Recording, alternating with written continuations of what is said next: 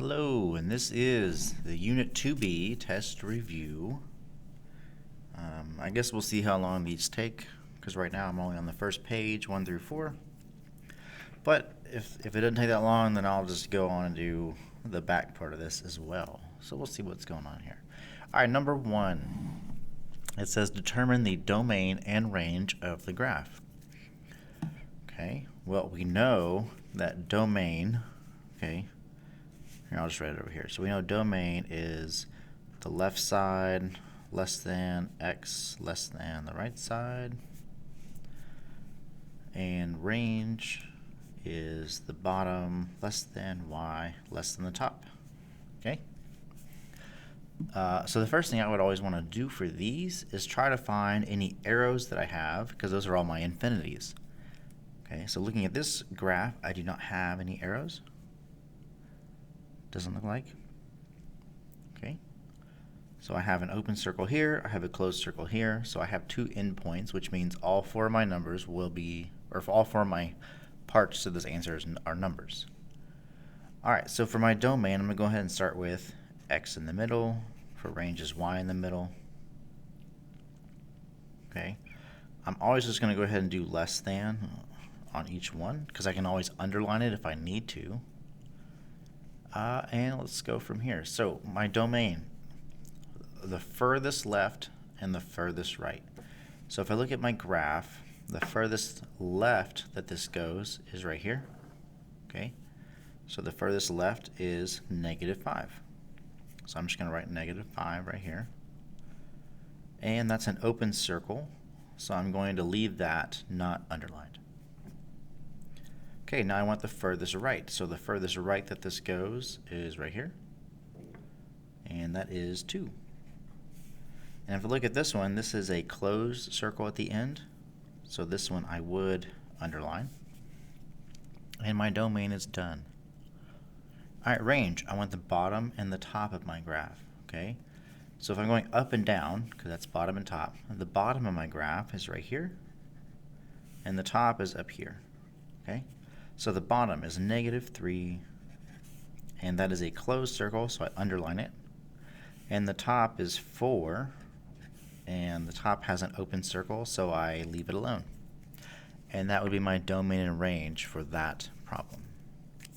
Okay, hopefully that was easy enough. On to the next one. Number 2, what are the domain and range of the graph? Okay, same thing, except now, if you look, I have an arrow going that direction and that direction. Okay, so if I look at, so domain is left less than x less than right, range is down less than y less than up. Ooh. Okay, so I want to find these arrows. So this arrow is going to the left, which means the left on my domain, that part of my answer is infinity, well, -infinity, because I'm going down. So for domain, I'm going to start with -infinity, because if you look at these numbers, these are going negative. So if I go forever negative, I would never end, but it would be negative.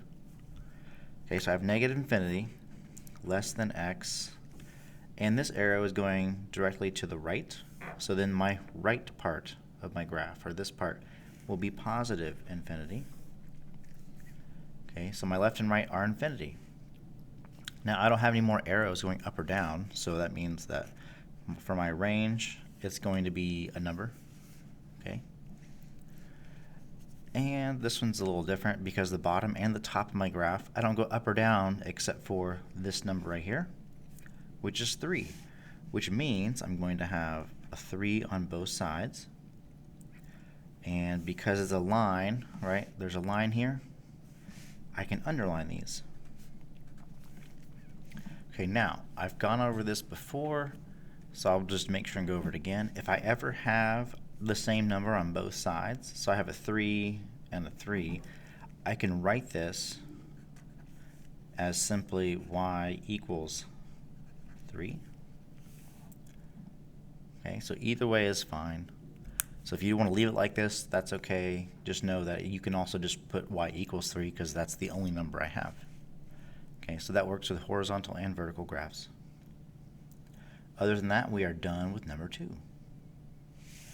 All right, number 3, determine the domain and range of the graph. If y'all can't tell by now, there's a lot of domain and range.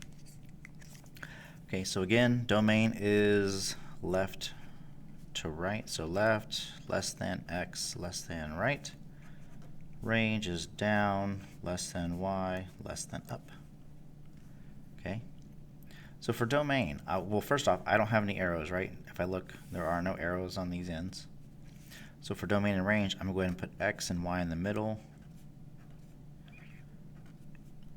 Okay, and yeah, no, that one didn't, whatever. It looks the same thing. Okay, so for my domain, I want my furthest left and my furthest right. Okay, so if I look at this graph, the furthest left that I go is right here. Okay, so if I go down, there's my furthest left. Here's my furthest right. So those numbers, we just count. 1, 2, 3, 4. So -5 is the left side. And that is not an open circle, so we underline it. And then 1, 2, 3, 4, 5, 6, 7, 8, 9. 9 is the right. And again, that is closed, so we underline it. And that is my domain. Okay, range. I want to go from the lowest point to the highest point, like up and down.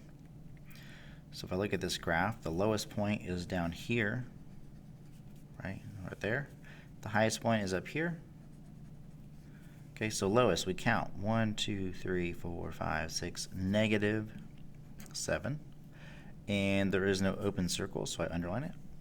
And the highest, 1, 2, 3, 4, 5, 6, 7, 8. No open circle, so we underline it. So that becomes our domain and range for number 3. And that's it. On to the next one. Number 4, what value of x will make the equation true? So this is just asking you to solve for x. I know, solving equations. Okay. But if you're really good at these, this is just an easy question to do. If not, this is practice that you need. Either way, it benefits you.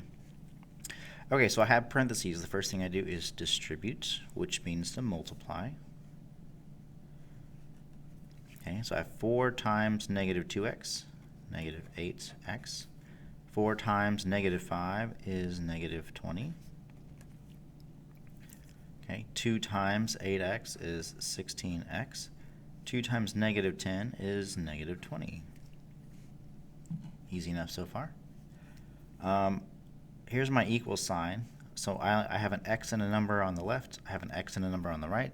So I cannot combine like terms. I have no fractions.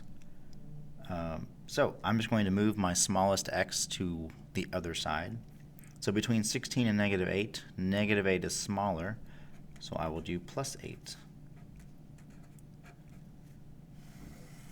Okay, so that goes away. Bring down everything I did not change. So I have -20. 16 plus 8 is 24. And -20. Okay, so if I bring my x's to the right, my numbers need to go away from x. So this number needs to go to the left. So if it's -20, it becomes +20. Okay, cross out. 20 minus 20 is 0. Now, I keep seeing a lot of people get to something like this where you have 0 equals some x and you just stop and go, no solution. That is not true. As long as I have an x or some letter, I have a solution or some answer that I can get to. Because from here, no matter what this number is, I'm always going to divide, right? It just happens to be that because it's 0 divided by 24, my answer is simply 0. So it's not no solution, it's not infinite solution, it is 0, which is the solution. It's the one answer that I have. Alright, so don't think that just because it equals 0 that there's not an answer, because 0 is an answer. It's quite often the answer. And it might still show up on test as long as people keep missing it. Alright, so considering the length of this video, I'll go ahead and stop it here. That way it's not too long, because I don't know what the next page has or how long it will take. So that is the end of this page, so the end of the video.